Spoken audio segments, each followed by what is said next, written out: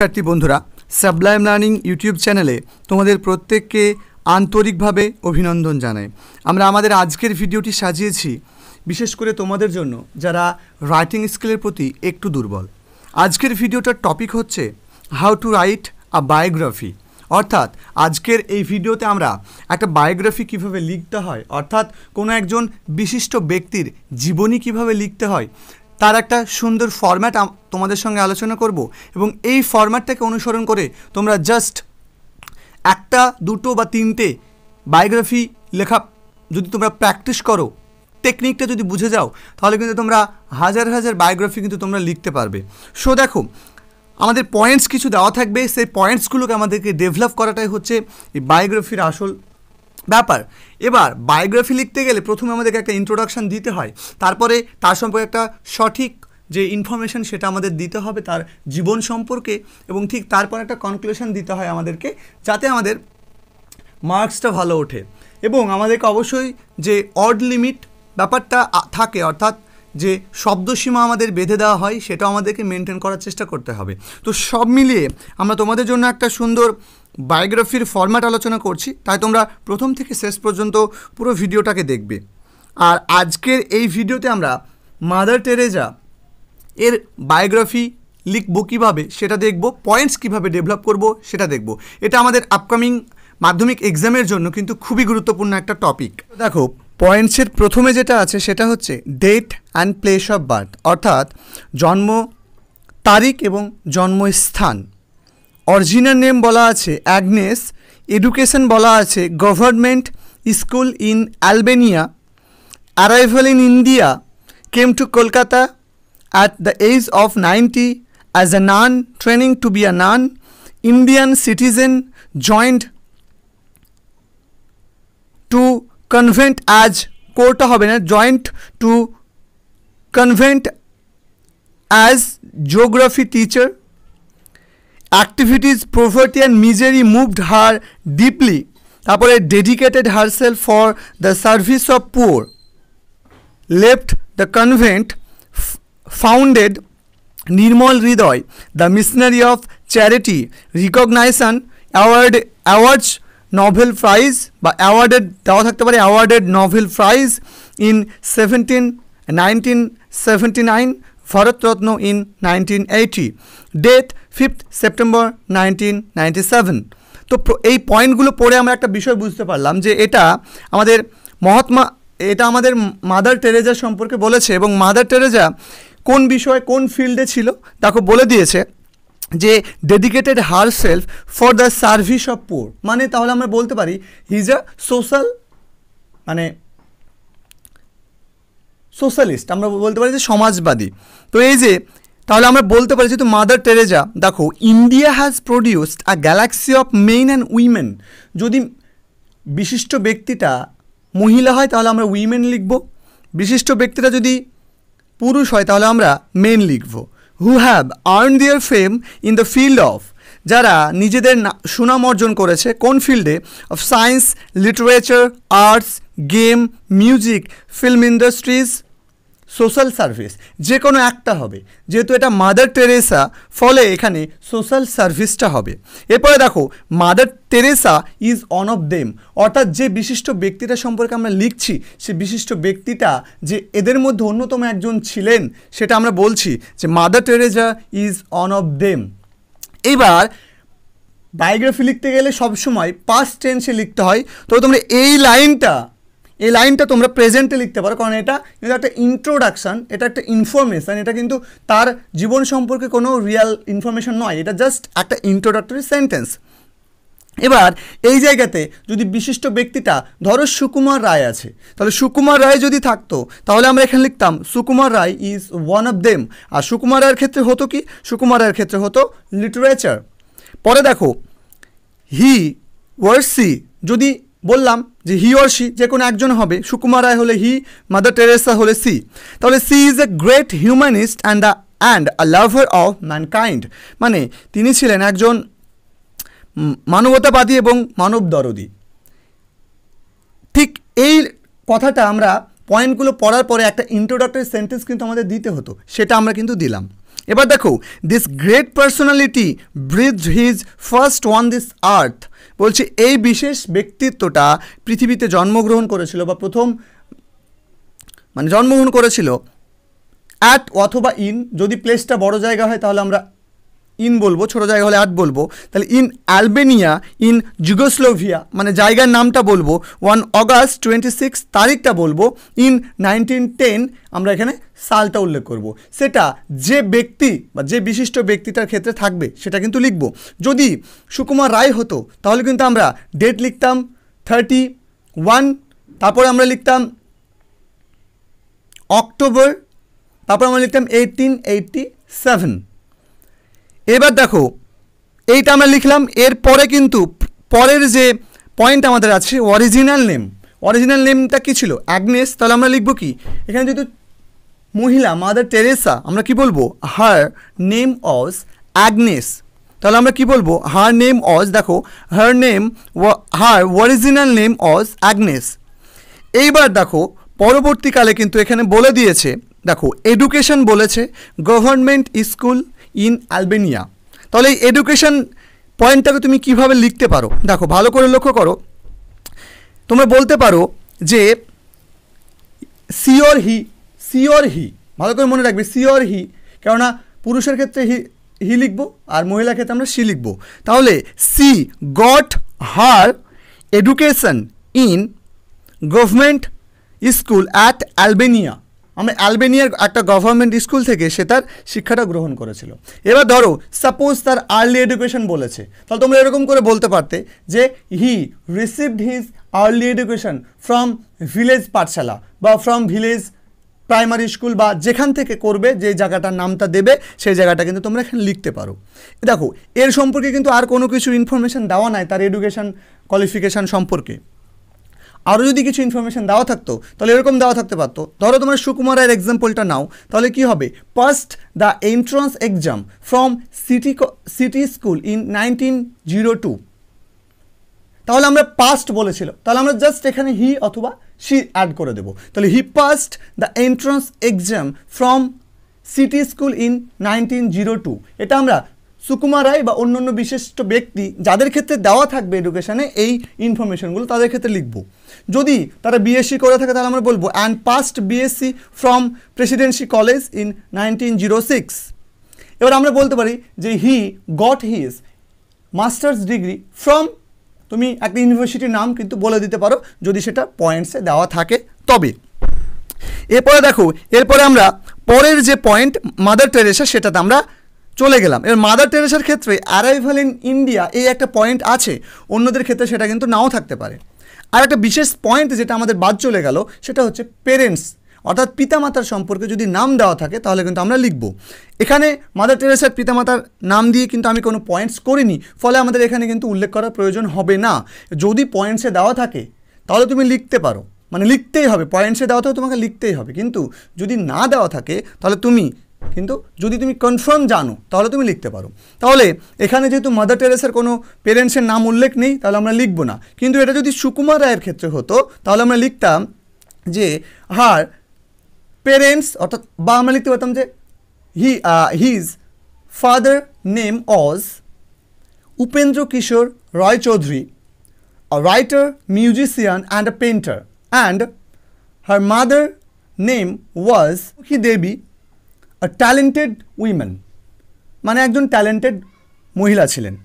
ঠিক তারপরে দেখো আমার মাদার টেরেসার সাথে ফিরে আসলাম, অ্যারাইভাল ইন ইন্ডিয়া।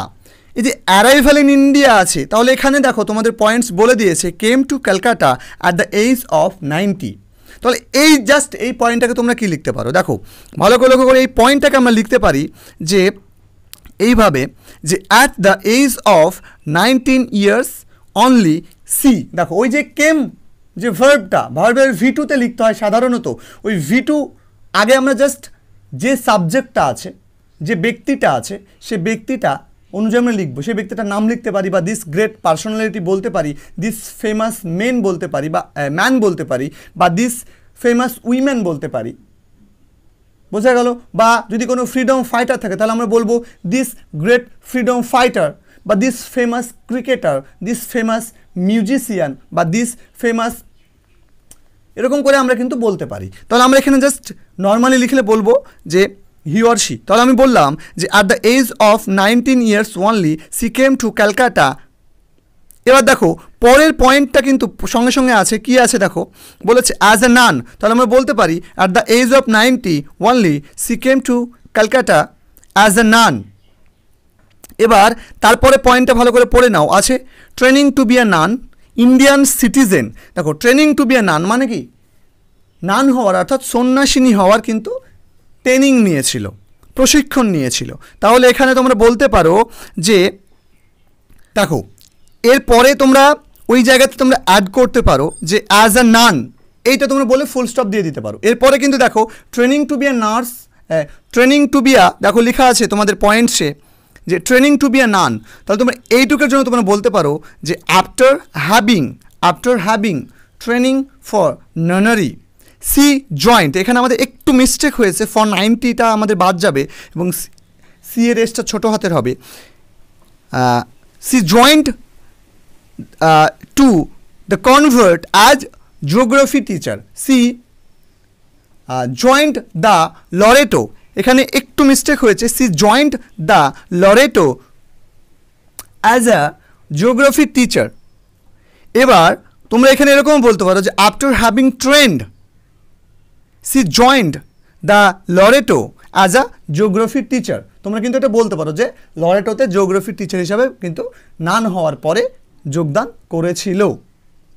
ঠিক এরপরে পরের পয়েন্টটা তোমরা পড়ো। পরের পয়েন্টটা কি বলেছে, জয়েন্টের কথা বলে দিলাম। জয়েন্ট দেখো এই যে জয়েন্ট লরেটো, এখানে লরেটো হবে, এখানে একটু স্পেলিংটা একটু মিস্টেক হয়েছে, Loreto convent as geography teacher. তাহলে তোমরা ওই পয়েন্টসটা দেখো বলে দিয়েছো যে after having training for nunnery, তোমরা এরকম করে বলতে পারো বা বলতে পারো যে আফটার হ্যাভিং ট্রেন্ড বা আফটার হ্যাভিং ট্রেনিং, ট্রেনিংটা একটা noun, after having training she joined the Loreto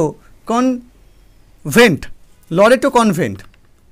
এবার দেখো এখানে লরেটো বানানো হবে LORETO, এখানে এলটা মানে কে হয়ে গেছে আর এরপর একটা স্পেস পড়ে গেছে, দিয়ে টুটা আলাদা একটা অড হয়ে গেছে, একটু মিস্টেক হয়েছে, এটা একটু তোমরা মার্জনা দৃষ্টিতে দেখবে।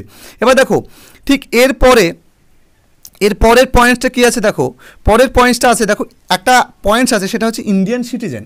তাহলে ইন্ডিয়ান সিটিজেন কিন্তু তারপরে কিন্তু সে নিয়েছিল, ইন্ডিয়ান সিটিজেনের কথা লেখা আছে মানে কিন্তু সে ইন্ডিয়ান সিটিজেনশিপ নিয়েছিল। তাহলে আমরা বলতে পারি যে she then took the citizenship of India, ভারতের নাগরিকত্ব নিয়েছিল, বা বলতে পারি যে she then got the citizenship of India. ঠিক এর পরের পয়েন্টটা দেখো, কলকাতাতে এসছিল, কলকাতাতে আসার পরে এবার দেখো কি বলছে, poverty and misery moved her deeply, dedicated herself for the service of পুর। এখানে অ্যাক্টিভিটিস দেওয়া আছে, কী কী কাজগুলো করেছিল।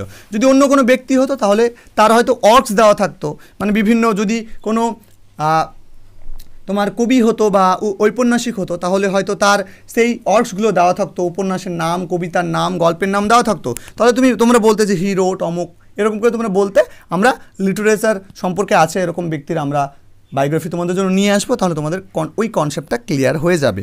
এবার দেখো এখানে দেখো অ্যাক্টিভিটিজের মধ্যে বলেছে poverty and misery moved her deeply, তাহলে কলকাতাতে এসেছিল। তাহলে কলকাতাতে আসার পরে কি বলছে যে দেখো এখানে যে পয়েন্টটা আছে সেটা যে the alarming poverty and misery of slum dwellers in Kolkata, কলকাতার যে দারিদ্রতা এবং মানে এই যে বস্তি, স্লাম ডুয়েলার্স মানে এই যে বস্তিবাসীদের যে দুর্দশা, সেই দুর্দশা কিন্তু কী করেছিল, মুভড হার ডিপলি, তাকে খুবই কিন্তু কী করেছিল, বিচলিত করেছিল। ঠিক তারপরের পয়েন্টটা দেখো, তারপরের পয়েন্টটা তোমরা দেখতে পাচ্ছ যে dedicated herself for the service of poor. এরপরে তোমাদের পয়েন্টটা আমরা তাহলে লিখতে পারি, so she decided to dedicated herself to the service of the poor. এর পরের পয়েন্টটাই কিন্তু তোমাদের কী লেখা ছিল, লেফট কনভেন্ট। তাহলে তোমরা বলতে পারো অ্যান্ড লেফট দ্য কনভেন্ট হলো ফর হেল্পিং দ্য পুর, বা তোমরা সরাসরি বলতে পারো যে অ্যান্ড লেফট দ্য কনভেন্ট। ঠিক তারপরে দেখো তারপরে পয়েন্টে তোমাদের বলেছে যে ফাউন্ডেড, এখানে ফাউন্ডার হয়ে গেছে, ফাউন্ডার হলো কোনো অসুবিধা নেই, founder Nirmal Hriday the missionary of charity, মানে তিনি একজন ফাউন্ডার ছিলেন, তাহলে আমরা ওরকম করে বলতে পারি, বা তোমাদের এখানে ফাউন্ডেড বলে দেবে। যদি ফাউন্ডেড বলে দেয় তাহলে আমরা জাস্ট আগে লিখে দেবো যে she founded Nirmal Hriday the missionary of charity, বা আমরা এরকম বলতে পারি যে she was the founder of Nirmal Hriday the missionary of charity. তাহলে ভালো করে দেখো পয়েন্টসটা আমরা কি লিখেছি, she founded Nirmal Hriday the missionary of charity. এরপরে দেখো কি আছে, রিকগনাইজেশন, অর্থাৎ তাকে কী কী স্বীকৃতি দেওয়া হয়েছিল বা তাকে কী কী পুরস্কার দেওয়া হয়েছিল। তাহলে এখানে লেখা আছে অ্যাওয়ার্ডস লেখা আছে, মানে অ্যাওয়ার্ডেড কি নোবেল প্রাইজ ইন 1979 আর ভারতরত্ন ইন 1980। তাহলে এই পয়েন্টটাকে তোমরা লিখতে পারো যে এরকমভাবে যে সি ওয়াজ অ্যাওয়ার্ডেড কে দিয়েছিল সেটা কিন্তু উল্লেখ নেই এখানে, তাই তোমরা জাস্ট এটাকে প্যাসিভে করবে, করে বলবে C was awarded Nobel prize in 1979 and Bharat Ratna in 1980 as a recognition of her selfless service, মানে তার সেলফলেস সার্ভিসের জন্য তাকে 1979 সালে নোবেল প্রাইজ এবং 1980 সালে ভারতরত্ন দেওয়া হয়েছিল। নোবেল প্রাইজড হয়ে গেছে, নোবেল প্রাইজ হবে, ডিটা হবে না।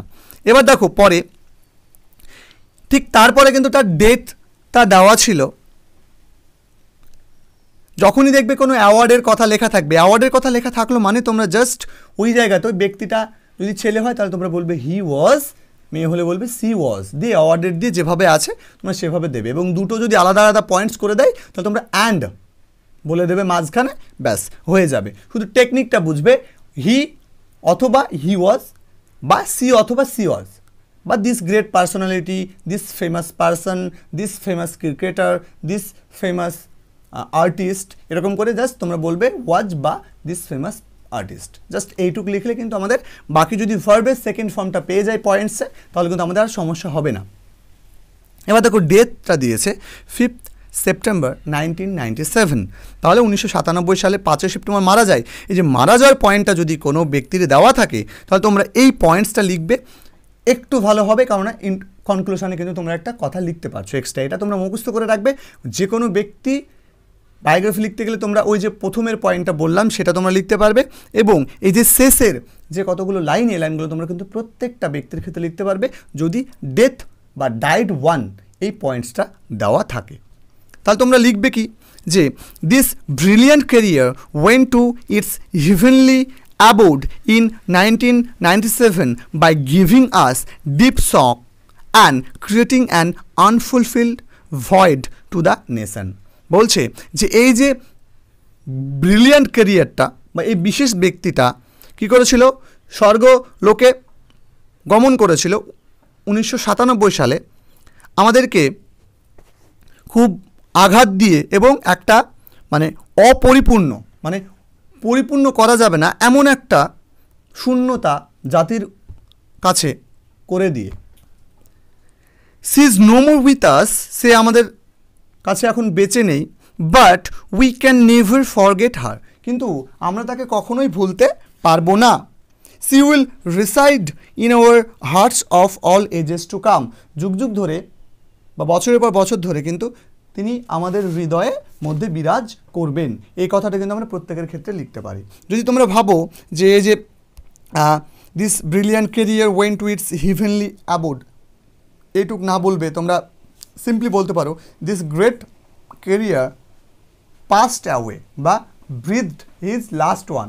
পাস্ট অ্যাওয়ে বলবে বা breathed his last one, breathed his last বলবে, ডাইড থেকে পাস্ট অ্যাওয়ে বলবে, না হলে ব্রিথড হিজ লাস্ট। আর যদি তোমরা ভাবো যে আমরা একটু অন্যরকম করে লিখবো, আমরা পরের যে তোমাদের জন্য বায়োগ্রাফিটা নিয়ে আসবো সেইটাতে আমরা আরও একটু এই যে কিছু কিছু লাইন আমরা নতুন নতুন তোমাদের জন্য অ্যাড করে দেবো, যাতে তোমাদের বিভিন্ন নতুন নতুন লাইন তোমরা এই বায়োগ্রাফিতে কীভাবে অ্যাড করতে পারবে সেই বিষয়টা তোমরা বুঝতে পারো। এই হচ্ছে আমাদের আজকের ভিডিওটা। দেখা হবে অন্য কোনো ভিডিওতে। ততক্ষণ পর্যন্ত নিজের খেয়াল রাখবে, সুস্থ থাকবে, সুন্দর থাকবে। ধন্যবাদ।